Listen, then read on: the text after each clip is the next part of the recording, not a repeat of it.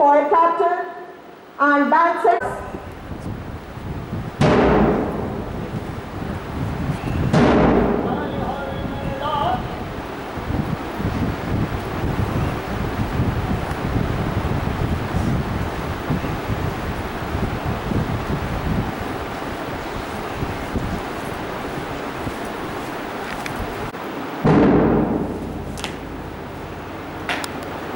I kindly request now Madam Dubey once again to please come on the stage and honor the students.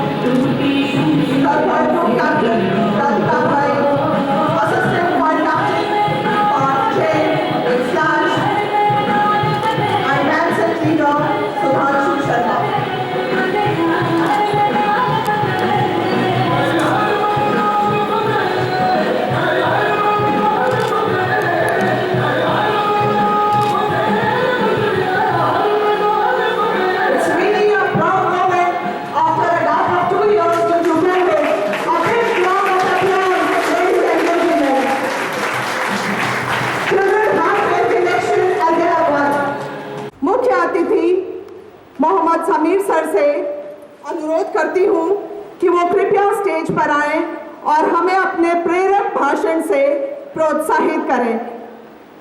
Children, put your hands together for Sameer sir, our chief guest of today's program. उन्होंने हिंदी में संबोधन करके तो मुझे मंच पे बुलाया।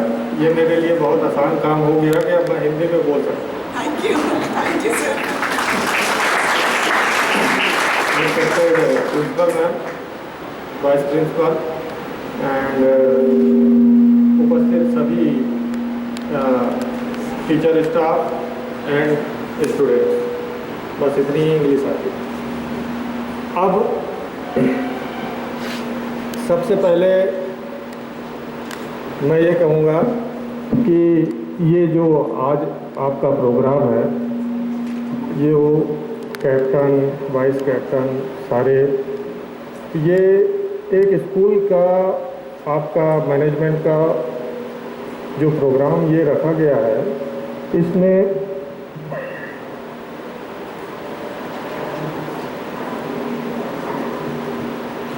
सीखने वाली दो बातें। पहली कि आपको देश के कॉन्स्टिट्यूशन और निर्वाचन के बारे में जागरूक करना, कैसे इलेक्शन होते हैं, कैसे निर्वाचन होते हैं और उनका देश के प्रति जिम्मेदारी क्या। आपको अभी ये छोटी छोटी कक्षाओं से शुरुआत करते हैं, लेकिन ये देश आपको भविष्य में आपके देश के निर्वाचन को समझने में बहुत महत्वपूर्ण योगदान करेगा कि किस तरह हमारे देश का निर्वाचन, ये कुछ चीज़ें होती हैं जो प्रैक्टिकल सिखलाई जाती हैं। इसी तरह से आप हमारे देश के कैसे राष्ट्रपति का निर्वाचन होता है, कैसे दूसरे संवैधानिक पदों का निर्वाचन होता है, निर्वाचन मतलब इलेक्शन, तो वो आपको यहाँ बेस से सिखाया गया है कि कैसे आपने इलेक्शन में कैसे वोट किए हैं, कैसे आपकी जिम्मेदारी थी। अब उससे बड़ी जिम्मेदारी इलेक्टेड लोगों की जिम्मेदारी ये है कि जिन लोगों ने उनको चुन के इस प्लेटफॉर्म में खड़ा किया है, उनके हितों को सुरक्षित करना। कैसे उनकी बातें, क्या आप एक प्लेटफॉर्म होगा जो बच्चे आपको बताएंगे, वो आप मैम से बताएंगे, जो मैम का ऑर्डर होगा वो आप नीचे बताएंगे। इससे आपकी जो लीडर आगे निकल के आए हैं, लीडर की क्वालिटी भी डेवलप करना है, एक उद्देश्य है इस प्रोग्राम का। एक अच्छा लीडर अपने सारे साथियों का खुशी, एक मतलब जो उनके अच्छे काम है उनको प्रोटेक्ट साथ हमेशा खड़े रहना ये लीडर का काम है। ये स्पेशली जो बच्चे इलेक्टेड हुए हैं, ये छोटी जिम्मेदारी नहीं है आपकी, आपको क्लास को पूरा मैनेज करना है। तीसरा, आपकी उपलब्धि इस लीडरशिप से आपके मैनेजमेंट स्किल को बढ़ावा देगा, कैसे चीज़ों को मैनेज करना है। इसके बाद आप लोग बड़ी बड़ी हायर क्लासों में पहुंचेंगे, हो सकता है बाहर पढ़ने निकले, अभी मम्मी पापा का सपोर्ट रहता है, वहाँ आपको अकेले रहना है, अकेले निर्णय लेना है। ये जो अभी आपका स्किल डेवलप किया जा रहा है, ये फ्यूचर में आपको बहुत ही काम आएगा। सबसे बड़ी बात ये है, मैं यहीं 50 किलोमीटर आगे कोतमा एक जगह पड़ती है, तो मैं जब भी ट्रेन से निकलता था तो इस स्कूल को देखता था, तो मुझे भी लगता था कि काश मेरा स्कूल ऐसा हो। तो सबसे पहली बात तो ये है कि आप उन 90% बच्चों से भगवान ने आपको आगे रखा है जिनका सपना ऐसी स्कूल में पढ़ना होगा। तो कभी भी मन में आए कि ये मुझे नहीं मिला, वो चीज़ मुझे नहीं मिली, ये आप उन 90% बच्चों की तरफ देखना, आपका अपने आप मोटिवेशन मिल जाएगा। आप अपने से बड़े वालों को देख के हेल्दी कंपटीशन रखें, उससे आपको कंपटीशन में, अगर आपके पास हेल्दी कंपटीशन है, एक कोई उदाहरण देता हूँ, एक मेरा दोस्त था, है अभी इंजीनियर है कोरबा में, वो हमारे बैच का टॉपर था और स्पोर्ट्स हुआ, उसने हाई जंप में भी टॉप कर लिया। अब मैं बहुत पढ़ने में तो होशियार नहीं था कि मैं उसको पीछे करके टॉपर बन जाऊँ। मेरा दूसरा टारगेट क्या हुआ कि मैं इसको स्पोर्ट्स में, मैं कहा दोनों जगह ये हीरो नहीं बनेगा। एक जगह अगर ये पढ़ाई में हीरो है तो स्पोर्ट्स में मैं हीरो बनूँ। फिर मैंने साल भर प्रैक्टिस की और नेक्स्ट ईयर उसको हराया। ये हेल्दी कंपटीशन होता है, ऐसा नहीं कि उसके मैं टांग तोड़ दूँ और दूसरे उसमें फर्स्ट आ जाऊँ। ये हेल्दी कंपटीशन है। आप जो अपने साथ वालों के साथ जो अच्छे हैं उनसे आप हेल्दी कंपटीशन करें। हेल्दी कंपटीशन आपको अच्छे विचार देता है, आपको पढ़ने में या जो भी काम आप कर रहे हैं उसमें आपका दृढ़ संकल्प को बढ़ाता है कि नहीं मुझे करना है, मेरे दोस्त ने किया है मैं इससे अच्छा करूँगा। ये हेल्दी कंपटीशन। तो ये मन में आप रखेंगे और भविष्य में, जैसा मैम ने बताया कि मैंने क्या क्या किया, वो मुझे आज तक मैम के बताने से पहले मुझे नहीं लगा कि मैंने इतनी बड़ी उपलब्धि हासिल कर ली। आज मैम ने बताया तो मुझे लगा कि मैंने ज़िंदगी में कुछ किया। तो ये चीज़ें हैं, आप अपनी जो पर्सनालिटी डेवलप कर रहे हैं या स्कूल आपको मदद कर रहा है उस पर्सनालिटी को, ये चीज़ें मैंने अपने कॉलेज में देखी थी कि पहले हमारे यहाँ इलेक्टेड सीआर हुए, क्लास रिप्रेजेंटेटिव, और फिर इलेक्टेड सीआर हुए, उन लोगों ने फिर हम लोगों को इलेक्ट किया। तो वो एक कॉलेज का चुनाव मैंने पहली बार देखा था और उस चुनाव के बाद फिर मैं समझ गया कि राजनीति में दिमाग लगाने का कोई मतलब नहीं। जब मैं जीत गया तो मुझे ये लगा कि अब जो राजनीति चल रही है समाज में वो बहुत हेल्दी राजनीति नहीं। तो मुझे लगा कि अपना भविष्य मुझे दूसरी तरफ लगाना चाहिए। फिर मैं अपना कंसंट्रेशन जो है वो दूसरी तरफ मैंने लगा। तो कुल मिला के ये कहना है कि आपका जो ये स्कूल है, सबसे पहली बात, आप 90% लोगों से प्लस हैं। जो बच्चे अपने भारत देश में पढ़ रहे हैं उन 90% लोगों से आप आगे हैं। तो कभी भी आपको लगे कि ये चीज़ हमको नहीं मिली है तो ईश्वर का इस बात का धन्यवाद करना कि मैं उन 90% लोगों से आगे हूँ। दूसरा, आपका ये जो जीवन शैली है इसमें स्पेशली बच्चियों को कहूँगा मैम, रिक्वेस्ट है किसी दिन लॉ के संबंध में एक बच्चियों का अलग से क्लास, हमारी सब इंस्पेक्टर मैम आके क्लास, जो इस समय स्पेशली 8 से 12 तक, इन बच्चियों का ये क्लास कभी भी आप जब भी आप ऑर्डर करेंगे तो स्वाति मैडम आ जाएंगी। तो बच्चों को कानून के बारे में भी जानकारी होनी चाहिए। एक बच्ची अगर पढ़ लिख लेती है तो वो उसका पूरा परिवार पढ़ लेता है, इतना मान लीजिए। इसलिए जो बच्चियों के कुछ होते हैं कि बच्चियां क्या मैक्सिमम लोग टीचर्स भी जिनको कानून के बारे में जानकारी नहीं होगी। ये तो बहुत हम लोगों के लिए सम्मान की बात है कि पुलिस को आज चीफ गेस्ट बनाया गया।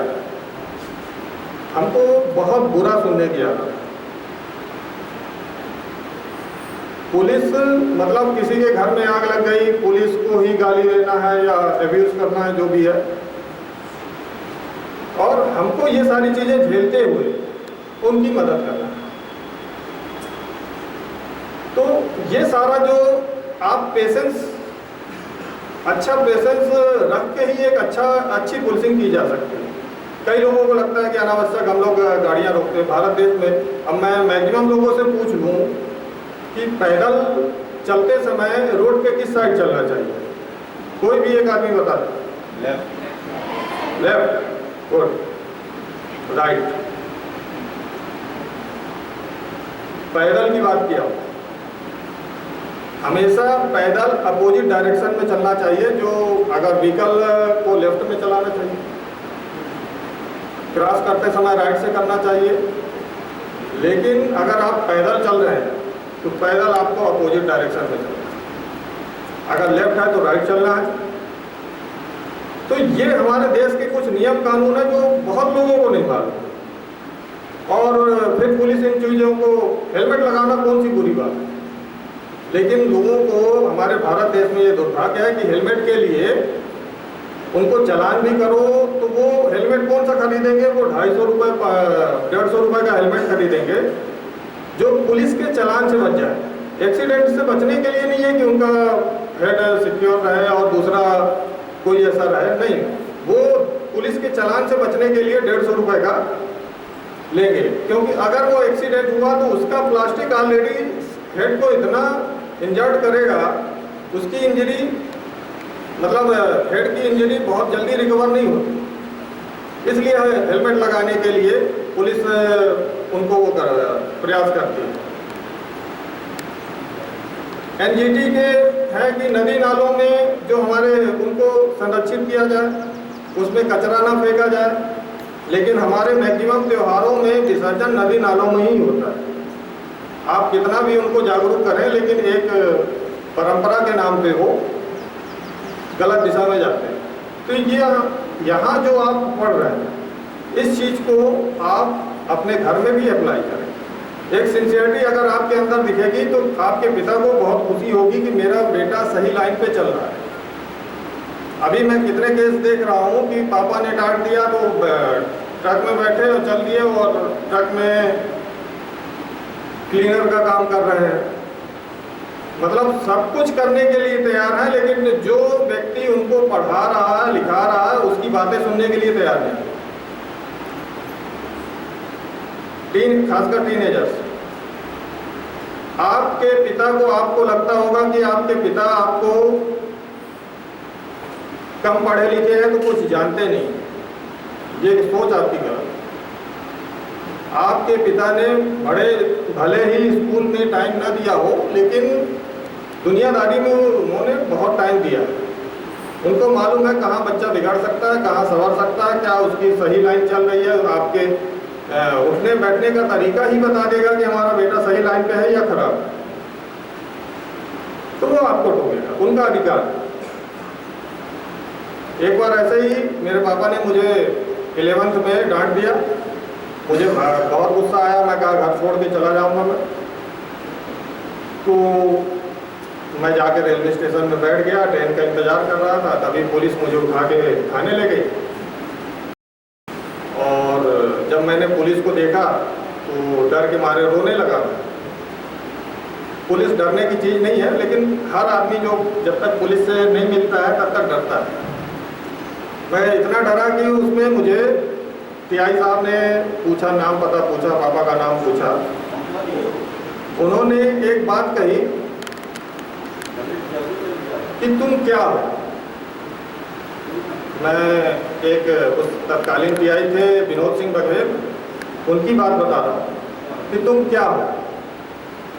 अगर मैं तुमको मारपीट करके, हालांकि उनके थोड़ा सा शब्द और अच्छे थे, मैं बहुत अच्छे शब्द उनको, कि तुमको मारपीट करके मैंने बंद नहीं किया तो तुम्हारे पापा के कारण।